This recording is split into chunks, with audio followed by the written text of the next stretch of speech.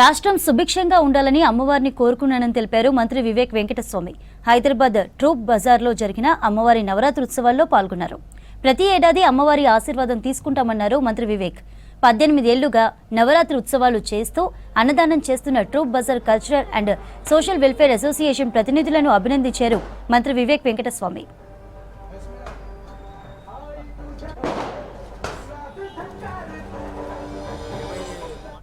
బాలానందం గారు 18 సంవత్సరాల నుంచి ఈ నవరాత్రి పూజలు ఇక్కడ చేసుకోవడం జరిగింది. వారు చనిపోయిన తర్వాత వారి కుమారుడు సుధీర్, వారి కుటుంబ సభ్యులందరూ కూడా ఆ ట్రెడిషన్ ఏదైతే బాలానందం గారు ప్రారంభించారో దాన్ని కొనసాగిస్తున్నారు. సో నాకు కూడా ఎవ్రీ ఇయర్ ఇక్కడ వచ్చి పూజలు చేసుకొని పోయే అవకాశం కలిగింది.